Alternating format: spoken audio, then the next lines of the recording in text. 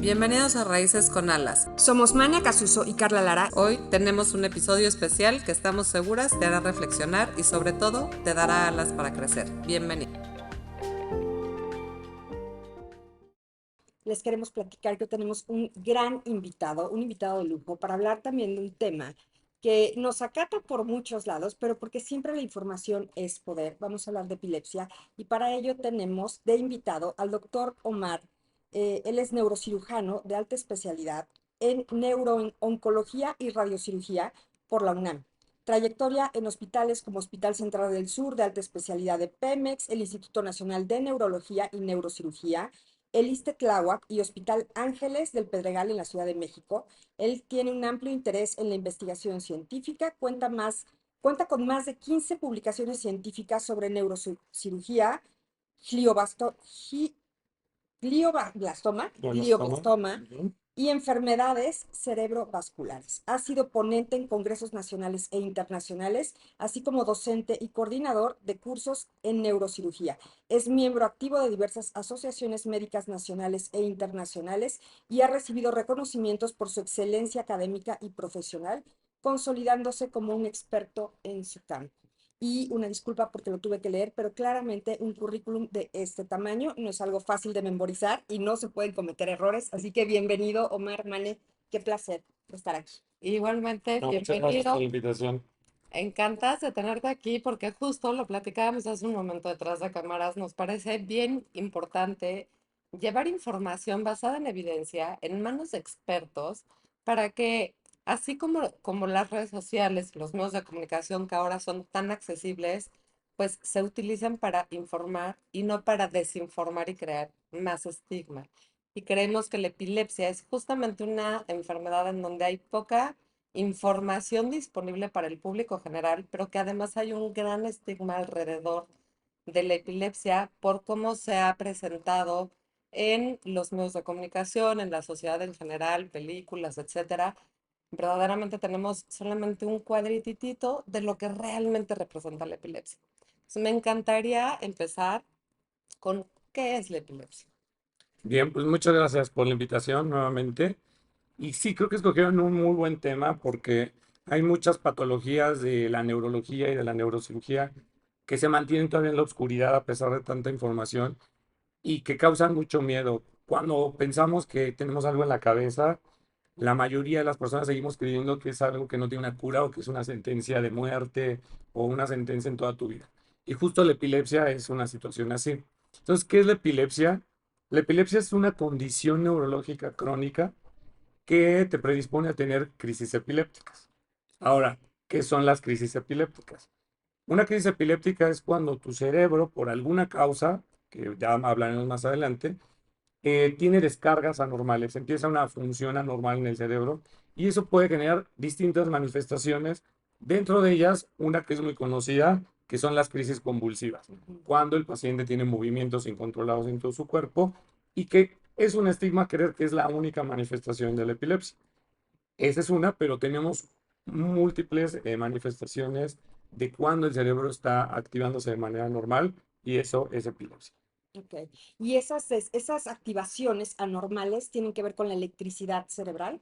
Sí, ¿Es así? Ok. así es. Hay que recordar que el sistema nervioso funciona a través de electricidad. O sea, somos una máquina de electricidad y de sustancias químicas en neurotransmisores que generan impulsos eléctricos. En realidad, todo lo que hacemos es por un impulso eléctrico que se genera en el cerebro. Estar hablando en este podcast, estarnos viendo, entendiéndonos, estar moviéndonos, todo eso es generado en el cerebro, donde se activan distintas áreas del cerebro. Una parte se encarga de generar el movimiento, el lenguaje, la conducta, la visión. Entonces, cuando el cerebro tiene un ataque epiléptico, es porque esa zona del cerebro se activó de manera inadecuada o descontrolada. Y dependiendo entonces de la zona que se active, van a ser los síntomas que van a generar. No siempre entonces son los movimientos, ¿no? Ok.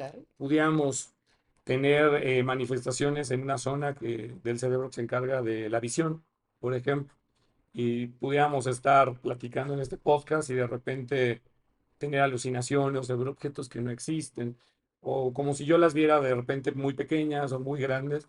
pudieran ser alteraciones que parecieran visuales, propias del ojo, pero en realidad es que vienen desde el cerebro y están generando esas manifestaciones. Entonces puede ser muy variadas las manifestaciones que puede tener la epilepsia dependiendo de la zona del cerebro. Y justo ahorita que mencionabas esta parte de poder tener estas visiones o alucinaciones, creo que es una enfermedad neurológica que muchas veces se ha confundido con trastornos psiquiátricos e incluso en algunas zonas y en otras épocas con cuestiones teológicas, ¿no? O religiosas. Entonces, creo que esto ha contribuido muchísimo al estigma. Y me encantaría que nos platicaras de cómo se ve la epilepsia en otras formas, no solamente en esta imagen que creo que todos tenemos muy clara de una persona convulsionándose de forma muy violenta en el piso, de las cosas que también no se deben de hacer, ¿no? Porque también ese es otro gran estigma. Hay que ponle algo en la cartera, que de una En cartera en la la boca. boca o un cinturón, ¿qué realmente se puede hacer? Y cómo se ven otras formas de epilepsia que no sean así de violentas o que no sea esta la única que conozcamos. Fíjate que me estabas formulando la pregunta, se me vino a la mente un caso que vimos en el hospital hace como 3 años. Se me grabó mucho porque era una paciente joven de 18 años que estaba en el cine con sus papás y de repente ahí en la fila de las palomitas empezó a tener dolor de cabeza y después se desmayó. La empezaban a asistir y después de que se desmayó despertó ella, pero despertó muy violenta. Empezó a golpear al papá, lo pateó, lo mordió, mordía, o sea, parecía que estaba como poseída, Ujú. ¿sí? Una conducta totalmente agresiva y después de eso se volvió a desmayar. Entonces ahí fue cuando dijeron, bueno, tenemos que ir al hospital. Bueno, al hospital se empieza a analizar por el equipo de neurología y se indicaron estudios de imagen. Porque todo esto en cuestión neurológica sí nos hace pensar por qué hay datos de alarma, por qué hubo cambio de la conducta, por qué perdió el estado de alerta y de manera abrupta. Eso nos hace pensar que algo inmediatamente pasó en el cerebro, algo se alteró. Se hizo el estudio de imagen y tiene una hemorragia en una parte del cerebro que se llama amígdala.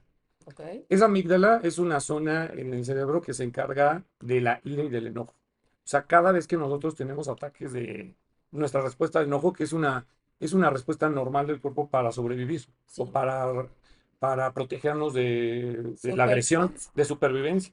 Pues claro, si alguien te agrede o tienes que estás alerta. salvarte, eso tienes que ser más furioso, más fuerte, correr, respirar más rápido, etcétera. Entonces, en esta paciente sangró una lesión vascular que tenía ahí, una malformación, y entonces eso es como si apretaras un botón donde tú dices, está todo el cerebro y todas las funciones neurológicas, pero quiero que ahora predomine la amígdala. Entonces la paciente predominaba la ira y el enojo. Entonces por eso se comportó así. Fue una crisis epiléptica de origen en la amígdala cerebral. Entonces fíjate qué tan impresionante puede ser la manifestación. Y ella jamás tuvo los movimientos tónicos que vemos en el cuerpo, las sacudidas del cuerpo. Ella tuvo esa conducta. Hay pacientes que a veces, yo creo que eso es más frecuente y que a veces pasa más desapercibido. Personas que a veces tienen movimientos que decimos, ay, tiene un tic, tiene un movimiento en la boca, tiene un movimiento en el ojo, está parpadeando mucho, me está mandando besitos. Hay personas que dicen, ay, siempre está como Como moviendo la boquita. Y lo normalizamos, pensamos que son cosas tics o manías que tienen las personas, pero que si a veces hacemos estudios, resulta que son crisis que les llamamos nosotros focales. Es decir, solo una parte del cerebro se activa y no es necesario que pierdas el estado de alerta. Es decir, lo que quiero comunicarles es, no todas las crisis epilépticas generan pérdida del estado de alerta. Puede ser que tú estés consciente y viendo tu crisis, cómo se te mueve una extremidad o cómo te estás comportando diferente y no perder el estado de alerta. Y hay otras crisis que siempre son con pérdida de alerta.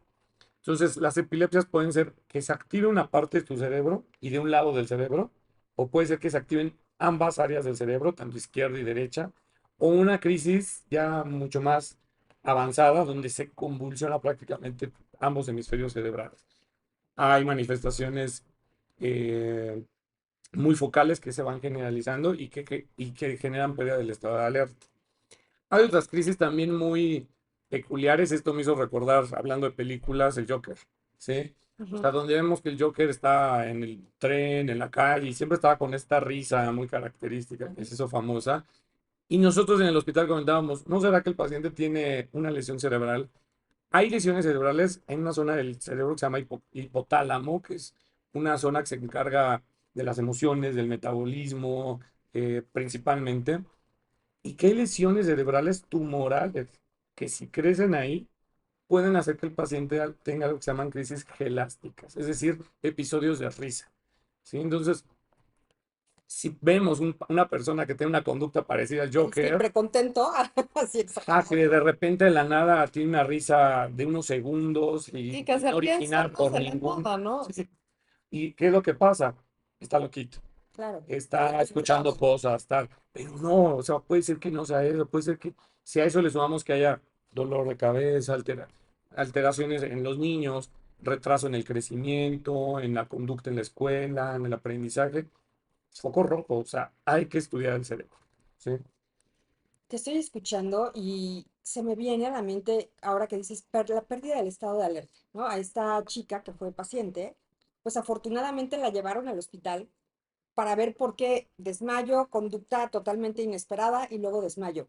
Pero es algo todavía muy subdiagnosticado, porque yo veo que mucha gente pierde el estado de alerta y es como, es que no desayuné, ¿sabes? Estoy cansada, hice un gran coraje, pero muy poca gente tiene una conciencia corporal de decir, no es normal desmayarme, algo está pasando, debería yo de checarme. Entonces, no sé si estos pacientes en general llegan con esta oportunidad o es algo que pasa mucho tiempo para que se diagnostique porque se normalizan estas conductas que no son tan evidentes como una convulsión. Claro. Yo creo que el principal problema sí sería incluso, uno, pues que los pacientes normalicen estas situaciones, como dices, que crean que por un golpe de calor, que por no haber comido tengan un desmayo. Pero a mí me gusta usar la palabra de red flags, ¿sí? O sea, si tú te desmayas, pero hubo red flags como eh, dolor de cabeza, un movimiento anormal, vómito, alteraciones visuales, ¿sí? Eh, son red flags. Si cumplen más de una red flag, debería esa persona ser primero valorada en un hospital y ver el corazón, que sean las causas más frecuentes de que alguien se desmaye. Pero si el corazón está bien, la presión está bien, la glucosa está bien, lo que sigue es el cerebro. O sea, hay que revisar que el paciente no tenga ninguna alteración neurológica. Eh, Desafortunadamente, en nuestro país no existen tantas unidades o de hospitales en neurología o neurocirugía. Están concentrados en las principales ciudades, pero no existe el acceso a estos servicios de salud en la mayoría de las capitales del país, incluso. Entonces creo que esa es una parte que sí nos corresponde a nosotros como grupo médico, promover que haya más centros de atención de enfermedades neurológicas, porque la epilepsia en México se considera que uno de cada 100 mexicanos puede convulsionar o tienen epilepsia. Si sumamos por la población, tenemos aproximadamente entre 2 millones a 4 millones de personas con epilepsia. Es tener una ciudad como Guadalajara, Monterrey, Sí, es una donde población. toda su población está convulsionando, tiene epilepsia. Es bastante. La verdad es que sí es un problema que hay De que salud ponerle mucha pública. atención. Es un problema de salud pública. Y muchos de esos pacientes no están diagnosticados, ¿sí? Muchos pacientes no han llegado a una valoración neurológica y mucho menos neuroquirúrgica, desafortunadamente, porque a lo mejor la medicina general, que es de primer contacto, empiezan a darle los medicamentos, el tratamiento, pueden ser que mejoren un poco, pero no se van más allá, ¿no? A estudiar las causas. Creo yo que muchas veces estamos tratando el síntoma y no las causas. Y a veces el paciente se queda satisfecho con eso. Yo les diría, no, no se queden satisfechos con eso. Hay que ir más profundo. Tener una crisis epiléptica no basta con tomar un medicamento y tener una receta. Hay que ir más allá a estudiar las causas, que son bastantes. Ahora, por ejemplo, ¿todas las convulsiones son epilepsia? ¿O hay convulsiones que no necesariamente son epilepsia? Esa es una muy, muy buena pregunta y yo creo que eso es algo que principalmente las mamás tienen mucho miedo con los niños, porque está este término de las famosas crisis febriles. Y que me ha tocado que dicen, no, bueno, es que mi hijo es epiléptico porque de niño convulsionó. Y si vamos allá, dices, pero ¿por qué convulsiones? Que tenía Fiebre. gripa, una diarrea, alguna infección, y alcanzó 39, 40 de temperatura y convulsionó. La respuesta es no, una crisis febril no es epilepsia, es una manifestación de movimientos generalizados del cuerpo que se generan como respuesta a la elevación térmica tan importante y que hay cierta predisposición en niños principalmente, porque su cerebro no tiene la maduración que tiene el cerebro de un adulto, ¿no? Pero eso es un episodio aislado. ¿Cuál es el tratamiento? Controlar la infección. Si tú controlas la diarrea, la gripa, la situación que lo generó, el paciente no va a volver a convulsionar. Fue un evento aislado, o sea, lo generó la infección. No quiere decir que va a seguir convulsionando y que tiene una predisposición crónica a seguir convulsionando. Esa es una. Otra cosa que te puede hacer convulsionar, decíamos, que no comes. Personas que caen en el alcoholismo, llevan varios días tomando mucho alcohol, no comen bien, se deshidratan y pierden muchas vitaminas importantes que pueden generar que en cualquier momento esa persona se convulsione. Pero eso es por una alteración metabólica pues que prácticamente está inducida, ¿no? Por esos hábitos. Y que es evidente en Es este evidente. momento. Ajá. ¿Cuál es el tratamiento? Deja de tomar, hidrátate, come, todo eso, y se soluciona. Pero no es una epilepsia, Ok. ¿sí? No es una condición cerebral que lo predispone, es una condición de hábitos que te llevó a generar a eso, ¿no? Hay otras cuestiones, por ejemplo, cardiovasculares, hay algunos trastornos que pueden hacer que las personas bajen demasiado su frecuencia cardíaca, ¿sí? A niveles de 30, 20 latidos por minuto y el cerebro como respuesta empieza a convulsionar, ¿sí? Eh, pero eso tampoco lo tomaríamos como una epilepsia, ¿sí? Porque eso es una condición cardiovascular que generó como protección que el paciente convulsione y se caiga. Pero no serían epilepsias. Entonces, no toda convulsión, no toda convulsión es epilepsia, pero pero una convulsión en pacientes con epilépticos es un tipo de manifestación de crisis epiléptica. O sea, crisis epiléptica es la actividad anormal del cerebro.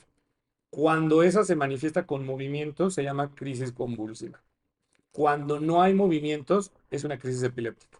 Si tuviste episodios de risa, cambios de conducta, alteraciones visuales, sensitivas, miedos, ansiedad Por aislada, ejemplo, puede ser una crisis epiléptica yo he escuchado que hay personas que están como ausentes, como que de repente se quedan en blanco y que es una forma de convulsión de epilepsia, y de crisis epiléptica. epiléptica. Ajá, La convulsión no porque no se mueve, claro. pero sería una crisis epiléptica de tipo ausencia, que sí es frecuente en gente joven, en los niños, adolescentes, van ocurriendo y son personas que de repente estás hablando con ellos y se desconectan. No pierden el estado de alerta, pero se desconecta la atención. El cerebro de repente no te está escuchando, no está respondiendo, se aisló. Eso es una ausencia, ¿sí? Y esos pacientes muchas veces van respondiendo conforme la edad. Son pacientes que se manifiestan de muy jóvenes, el cerebro va generando esas conexiones que faltaban, obviamente también acompañado del medicamento, con un experto, y eso va a ir mejorando, se va a ir autolimitando esa manifestación. Doctor, ya me estás volando la cabeza con toda esta información. Pero a ver, pienso, voy a pensar como mamá. Cuando tú tienes hijos pequeños, ¿no? Haces los chequeos y decir haces ya es mucha responsabilidad porque no siempre se hace. Pero vamos a pensar que los llevas al pediatra en ciertas etapas de su vida y entonces pues es talla, peso, que no haya por ahí algo muy específico en padecimientos. El cerebro es algo que debería de checarse a qué edades o no, porque te voy a decir una cosa, cuando eres un adulto, hablo de mí, pues que si la mastografía, tu chequeo ginecológico cada año, o sea, cada uno tenemos como nuestra línea de tiempo, por lo menos la información ahí está. Chécate, sé preventivo y si hay algo, haya tiempo.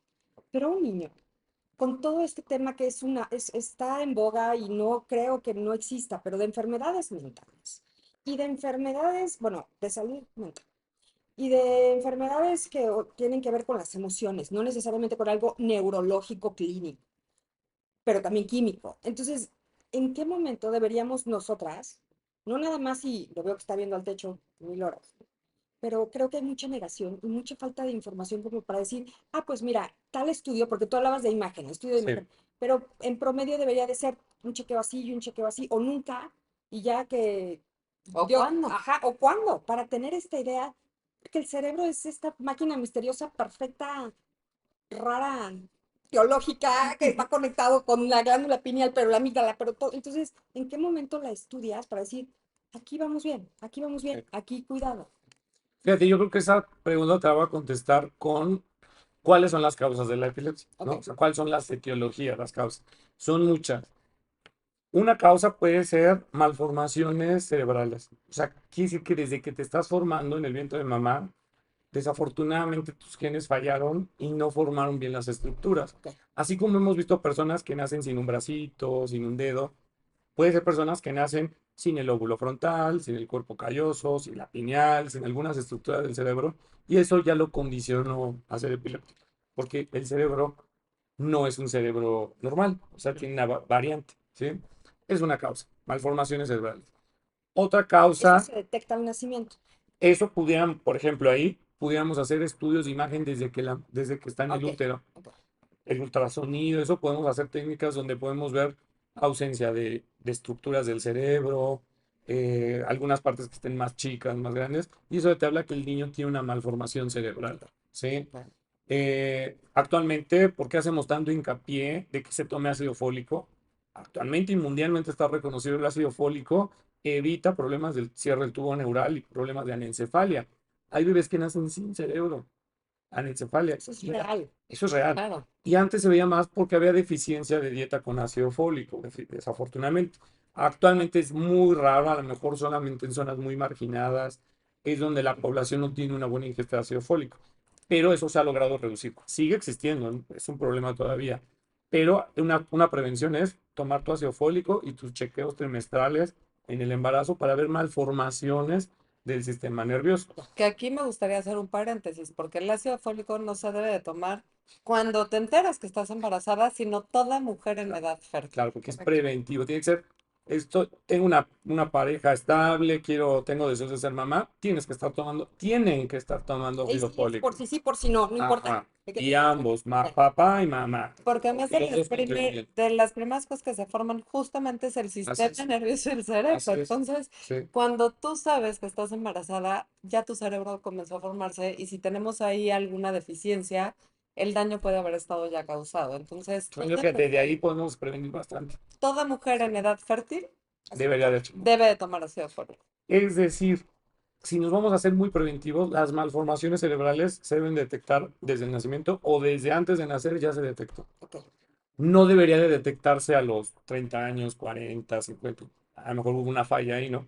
Las malformaciones son en esta etapa, ya. ¿sí? Ok. Entonces, ese sería cuándo hacer esos estudios. Otra causa pudieran ser tumores cerebrales, ¿sí? Y ese tema, bueno, a mí en el particular me encanta, pero hay tumores que son muy propios de la edad pediátrica. Ujú. Desafortunadamente hay tumores que son muy propios de niños entre 1 año y 10 años y que pueden ocasionar crisis convulsivas y que pueden ser tumores malignos, o sea, que son cancerosos.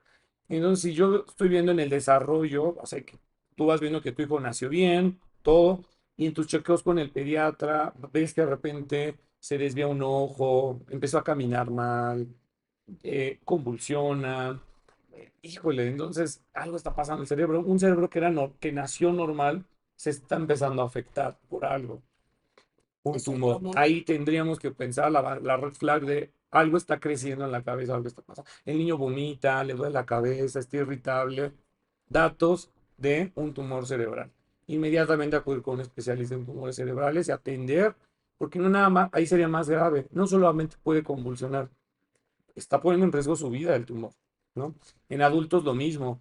Una crisis convulsiva en una persona mayor de 50 años, un tumor hasta no demostrar lo contrario. Ok. Persona de más de esa edad que convulsione por primera vez, nos quitamos de teorías, puede ser una metástasis cerebral, que son tumores malignos. Y entonces inmediatamente la conducta son resonancias magnéticas. Hay que ver qué creció en el cerebro. Tienes 50 años siendo una persona normal y de repente tienes problemas neurológicos más una crisis, es un tumor. Es la gran posibilidad. No eres más de 50 años, eres entre 20, 50 años y de repente tienes dolores de cabeza, náusea, vómito y una crisis convulsiva. te hacen un estudio de imagen y tienes sangre en la cabeza. Esa es otra causa de crisis. Se llaman malformaciones vasculares. De esas hay algo que se llama malformaciones arteriovenosas, cavernomas, fístulas, que son alteraciones de los vasos sanguíneos. O sea, no se formaban bien las venas y las arterias en el cerebro. Y eso también causa crisis convulsivas, epilépticas y aparte hemorragia cerebral, ¿no? Entonces, eso también lo puede causar. Estudios de imagen de niño, de tu adolescencia y de adulto. O sea, nunca omitir estudios de imagen cuando hay estas manifestaciones. Otra causa frecuente, infección.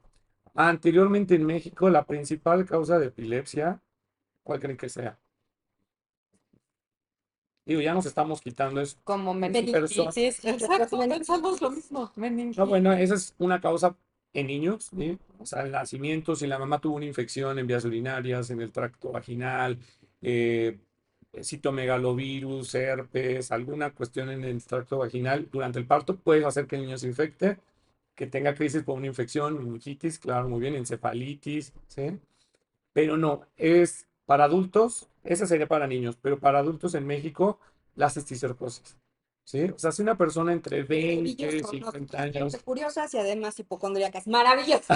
O sea, ya no, hay que lavar muy bien las fresas, No, sí, pero Por congelarlas. eso les decía, creo que vamos cisticercosis, mejorando mucho por supuesto. porque eso era antes. Anteriormente no había alcantarillado, no tomábamos agua potable, todo era más de la llave, de pozos, No eh, desinfectamos ah, frutas y no había verduras. La higiene desinfectantes, era un... la higiene de manos era más deficiente. O sea, todo el sistema de salubridad actualmente ya es mucho mejor. Sí pudiera ser que prevalezca en regiones muy marginadas o donde no existen los servicios de salud, de higiene adecuados, alcantarillado. Hay personas que en pleno siglo XXI siguen usando letrinas, defecan a ras de suelo, conviven con muchos animales cerca de su domicilio. Entonces, todo eso genera un riesgo de tener cisticercosis. Claro. Persona que convulsiona, que tiene esos factores de riesgo y que le haces un estudio de imagen y tiene unas bolitas ahí en el cerebro, cisticercosis. Ok. Aquí justo nos están preguntando qué es cisticercosis y cómo se evita. Ok, la cisticercosis es un parásito, Ujú. ¿sí? Es una tenia, es una lombriz, por decirlo así, un parásito microscópico, pero que puede medir varios centímetros Espeluznante. y que se Y se La ubica, vez salió multiplica. horrible, se ¿eh? multiplica. Sí. Sí, y ese parásito está en el intestino de vacas, cerdos, la res, y se desecha por las heces de estos animales. Entonces, ¿qué es lo que pasa? No es que directamente el problema no es que comas la carne de estos animales, porque también esta vez el tabú, no comas Sí. puerco, te va a dar cisticercosis, no. El problema es la manipulación de los alimentos. Si yo voy a la vía pública y el señor no se lava las manos, está el polvo, están los animales, hay muchas posibilidades de que todas las heces, es decir, comer heces en cantidades microscópicas, ahí El riesgo. Sí, claro. puede ir la tenia. La comes, se fragmenta esa tenia y libera los huevecillos viviendo en tu intestino. Esos huevecillos viajan por el torrente sanguíneo y llegan a tu cerebro. Tu cerebro los intenta controlar y los encapsula. El problema es Se que los ya absorbe. son lesiones del cerebro. Es como si hubiera llenado de balines el cerebro. Entonces, esa es otra cosa para comentar. Cualquier cambio estructural en el cerebro puede producir una epilepsia o una crisis epiléptica. ¿Sí? Y bueno, ya que hablamos de cisticercosis, hablar de la importancia de desparasitarnos y no nada más en la parte de, sí, hay que lavar frutas, verduras, desinfectar, hervir el agua, tomar agua potable en medida de lo posible, porque sabemos que en algunas comunidades esto es un lujo, Claro. pero el desparasitarnos 1 o 2 veces al año creo que también es parte de la responsabilidad que tenemos para prevenir, Sí, ¿no? Siendo esta una de las causas. sí. Totalmente. Doctor, estudios de imagen son cuáles, ¿no? Porque a lo mejor lo podemos dar por hecho que las personas sabemos que es un estudio de imagen, pero ¿qué se pide? Claro, aquí, bueno, obviamente siempre recomendar, vayan con un Sí, especialista en claro, por supuesto. epilepsia que les diga cuál es el mejor estudio para los síntomas o el cuadro clínico que él está viendo, porque puede variar mucho. Ya, Cuando es una alteración en la estructura del cerebro, ya sea por nacimiento o por un tumor o por un traumatismo, que también sería otra causa, Si tú tienes un golpe, tienes un hematoma, una hemorragia, se fragmentó tu cráneo y se hundió y está clavado en el cerebro, te puede ayudar una tomografía de cráneo, que son estudios que nos ayudan a ver las estructuras del hueso del cráneo, pero que no es muy bueno para ver el cerebro. Y cuando tú ves que ese estudio está bien y pasas a resonancia magnética, que sería el estudio de elección, y que todo paciente que tuvo o que tiene epilepsia debería tener en su archivo en casa, es que ya corroboraron que el cerebro está bien. Pero a veces no es suficiente, a veces una resonancia estándar no es suficiente, porque puedes tener una lesión muy pequeña en el cerebro de unos milímetros, incluso hasta de nacimiento, y que una resonancia estándar, que son cortes de centímetro y medio o un centímetro, no las detecten. Entonces deberíamos de pedir estudios que se llaman de cortes finos. Ujú. Son cortes de menos de un centímetro que nos ayudan a ver como rebanada por rebanada el cerebro y ver si hay alguna alteración estructural. Puede haber otros estudios como se llama el PET. El PET es un estudio de imagen en el cual se te inyecta un fármaco. Hay varios que pueden detectar la actividad metabólica de tu cerebro. Si se detecta que una parte de tu cerebro no procesa o tiene el metabolismo igual que lo normal, puede ser un foco de epilepsia. Ya. ¿Sí? Eh, Serían como algunos de los principales estudios. Y aparte de los de imagen están los de neurofisiología, que sería un electroencefalograma, ¿no? Y de ahí hay múltiples electroencefalogramas. Algunos que duran unos minutos, unas horas, o incluso algunos que se usan más para protocolos de cirugía cuando existe mucha duda de diagnóstico, y se llama videoelectroencefalograma. Estamos 24 horas o varias horas grabando a la persona cómo está, acostada, dormida, cómo son sus movimientos, la correlación que tiene con un electrocardiograma y con un electroencefalograma para hacer match y decir en qué momento está Es convulsionando. increíble. Ujú. A ver, a mí me surge una duda, porque justo como pueden ser muchas las causas y son muchos los síntomas, me encantaría saber si la epilepsia se puede confundir con otra enfermedad, porque de repente caemos, de repente tenemos somos mamás, ¿no? Mamá de cuatro, mamá de tres, dices, híjole, mi hijo o mi hija, o mi hermano o la persona que tenemos junto, tiene estas características que no me parecen normales. Pues habrá quien vaya con un médico internista, habrá quien vaya con un neurólogo, con un psiquiatra, con un médico general, con el pediatra.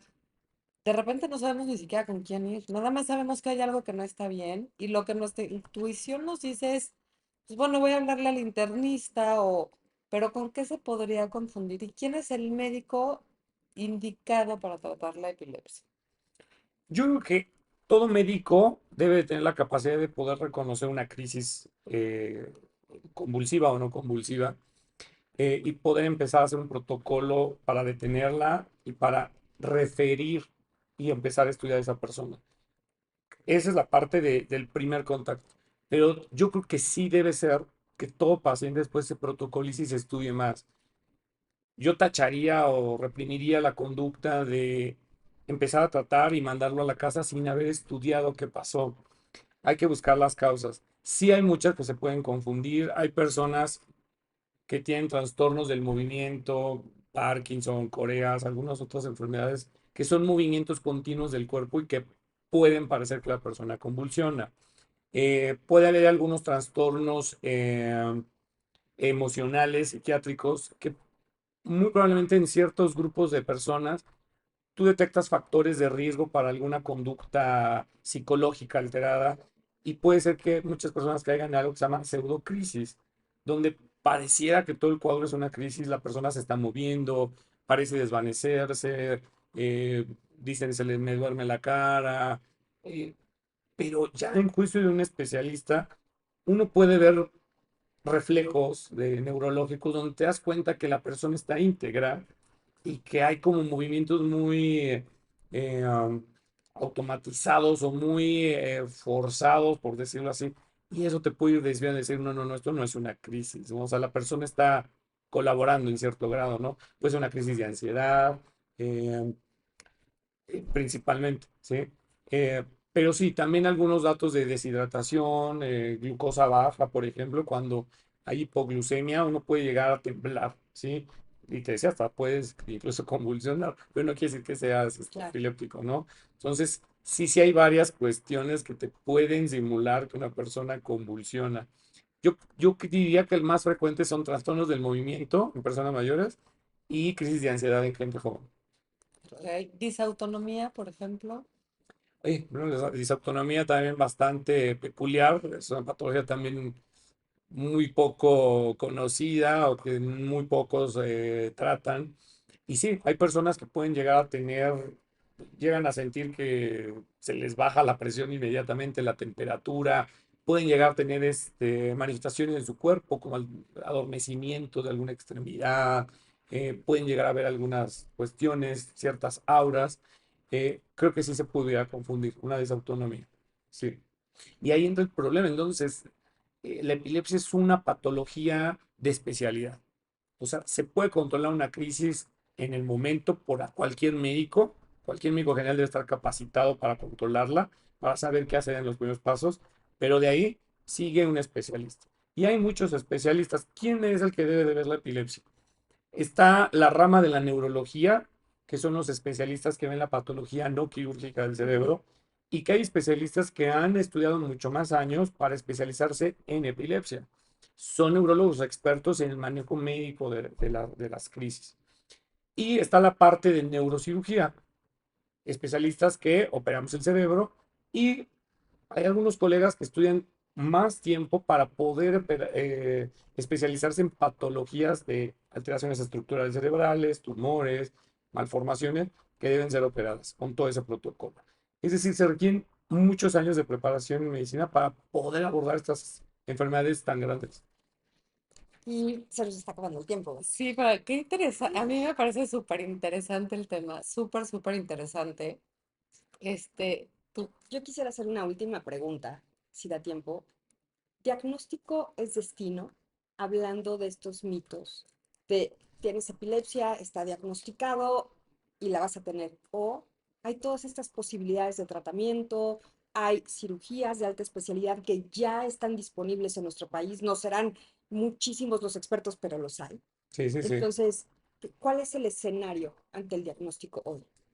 Es muy bueno. La verdad, como les dije al principio, tener epilepsia actualmente no es una sentencia ni de muerte, ni es una sentencia en tu calidad de vida. Cualquier persona que tenga epilepsia actualmente puede hacer cumplir sus sueños en su vida, viajar, casarse, cumplir sus metas, estudiar, llevar una vida completamente normal, porque existen técnicas con medicamentos o con cirugía donde la calidad de vida se Se alcanza. mantiene. Eso sucede en más del 80% de los casos. Un paciente tratado, un paciente tratado con puros medicamentos, en más del 80% de los casos puede tener una epilepsia controlada y con una calidad de vida normal. El otro 20 casos son esos casos que pueden requerir cirugía y muy pequeños porcentajes, menores al 2%, patologías muy graves que nos falta comentar de origen genético, donde hay ciertas deficiencias de algunos metabolitos o moléculas que participan en la función neurológica y que sí pueden hacer que esa persona tenga una predisposición elevadísima a convulsionar y que pueden tener trastornos epilépticos muy severos. Pero es el menos de la población. O sea, el gran grueso de la población, 70-80%, van a tener buena calidad de vida con tratamientos adecuados de epilepsia. Increíble. a mí me gustaría terminar, bueno, con dos preguntas, ¿no? La primera es para los familiares y los seres queridos de los pacientes que tienen epilepsia, porque creo que s- normalmente cuando llegan y dicen es que soy epiléptico, ¿y qué hago si te convulsionas, no? O sea, porque de repente nos inunda el miedo de decir, Claro. pero ¿y qué hago? O sea, ¿qué te pasa? Te subo o sea, le hablan 911. Entonces, ¿qué podríamos decirle a los seres queridos que rodean a estas personas que tienen epilepsia? Esa es una. Y la segunda, bueno, primero contéstame si quieres esta. Pues dime, ahí, primero que nada, digo, si la epilepsia no discrimina, lo que menos podemos hacer nosotros es discriminar a alguien que tiene epilepsia. Una persona que te dice que convulsiona, calma. O sea, es una persona como todos. ¿Qué pasa si la persona convulsiona enfrente de mí, tiene una crisis? El primer paso es guardar la calma y es lo que más ayuda. El que esté ahí presente tiene que guardar más calma. El daño que viene es cuando los que están alrededor Se ponen se creativos. ponen peores que la propia persona que tiene la crisis. Y entonces vienen conductas que sabemos muchos que siguen siendo repetidas y sabemos que son malas conductas, pero que se siguen produciendo. Meter objetos en la boca, jamás. Los dedos, intentar abrir la boca, jamás. Menos. Te pueden morder la persona y eso puede ser muy peligroso. Meter objetos los puede tronar la persona con la fuerza de la convulsión y puede atragantarse, puede comerse los fragmentos y eso puede causar asfixia, que sería mucho más grave. Y hay que alejar todas las cosas que estén cerca y que puedan lastimar a la persona. Si estamos aquí, alejamos los muebles, las sillas, todo para que la persona esté segura y la otra que pueda respirar bien. Hay que extender su cuello, lateralizarlo para que pueda respirar bien, por si es que vomita o hay aumento de secreciones, que escurran de manera adecuada y la persona pueda respirar bien. Entonces, si la persona no se lastima, respira bien y su entorno lo apoya y está tranquilo, ese es el primer paso. La segunda sería, si ya te conoces epiléptico, verifica tu tabla de medicamentos, a lo mejor se te olvidó tomar tu medicamento y por eso convulsionaste, a lo mejor te desvelaste muchísimo, no comiste, estás muy fatigado, tienes fiebre, tienes una infección, eso puede generar que te hayas que se te hayas descontrolado, ¿no? Pero tranquilos, la solución es retomar el tratamiento. Si esto se estuviera repitiendo una tras otra y la persona no se puede recuperar de la anterior crisis y sigue pasando por varios minutos, se vuelve una urgencia. Ok. Una persona que lleva más de 10 minutos convulsionando y no se recupera de la crisis anterior, debe de acudir a urgencias. Eso sí es una urgencia en epilepsia. Ok. Se llama estatus epiléptico. 10 Perfecto. minutos. Y eso pone en riesgo la vida. Ok. ¿En dónde te podemos encontrar? Pues primero en las redes, por mi nombre, doctor José Omar Santellana. Estamos en Instagram, en Facebook, en nuestra página personal. Y estamos aquí en la Ciudad de México, en el Hospital Ángeles Pedregal, y al igual en la Ciudad de Puebla, en el Hospital Ángeles Puebla. Pues muchísimas gracias. Interesantísimo todo lo que No, muchas platicamos. De gracias y verdad que súper aplaudo su informativo. iniciativa de este tema. Y muchas gracias. Yo espero que este sea un tema que se difunda justo Sí, porque uno de que los ayuden. objetivos es ir haciendo cada vez más chiquito el estigma hasta que este desaparezca. Tener una Así es. sociedad más informada, pacientes más responsables y médicos más comprometidos con la salud. Gracias. Muy Adelante, pues a generosa seguir. toda la información.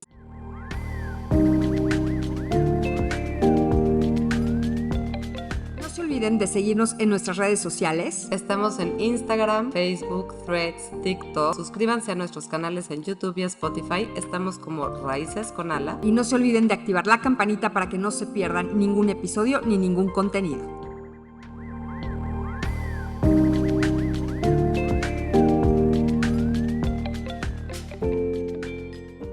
Las opiniones compartidas por nuestras invitadas e invitados son responsabilidad exclusiva de quienes las expresan. No representan necesariamente los valores ni puntos de vista de Raíces con Alas, ni de Carla Lara, Mania Casuso o Regina Rodríguez. Este podcast tiene un propósito únicamente informativo y no sustituye la orientación, diagnóstico o tratamiento profesional. Si estás atravesando una situación que requiere apoyo, te invitamos a buscar la ayuda de una o un profesional especializado.